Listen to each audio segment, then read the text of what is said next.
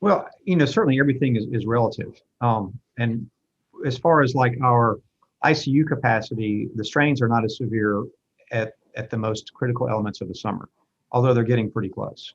The thing that's additionally concerning right now is we're not at our peak. We're rapidly ascending to a peak that no one knows what it's going to be. So we're way higher in our daily case counts now, and our hospitalizations are growing at a rate that is absolutely terrifying.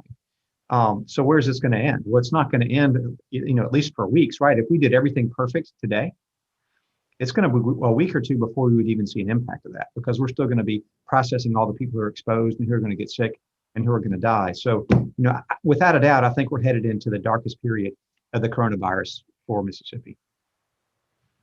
Dr. Byers, anything you want to add to that?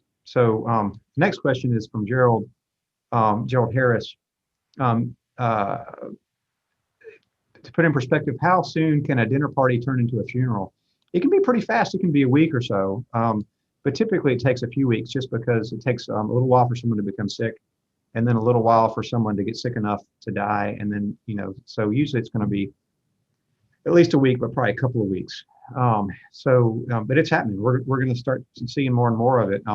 We're seeing situations where an asymptomatic kid gave it to a parent, gave it to a grandparent, and now we're looking at a funeral. It's really sad. It's lamentable, and the saddest part of it is it's entirely preventable, and it's preventable in the most simple of ways. Is we don't need to be having social events, period, of any type whatsoever. Right now, we're almost to a vaccine that looks very effective and very safe. We've just got to have a little bit of discipline right now, or we're going to see a lot more funerals. Casinos are being seen as a concern for some Mississippians. Any evidence of transmission there? Would you recommend anyone going to a Mississippi casino? We haven't seen much in the way of outbreaks, but I'll just say anything where people are gathering indoors in a setting where they can spread it to one another, especially where they can't be distanced and wearing a mask. I mean, any setting, don't encourage it. I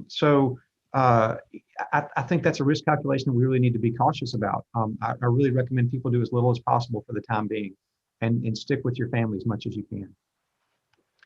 Keisha Rao from Clarion Ledger. Can we put the number of total ICU beds into the simplest terms? How close are we to having absolutely no beds left in the state? That's a little bit tougher question, because we do have beds, but like in Jackson, we have 0 beds, right? We're stacking people up in the ER because we can't get an ICU room. And I know UMC is going to have a press conference this afternoon. I talked to Dr. Woodward and understand really how severe their situation is, and it's reflected elsewhere.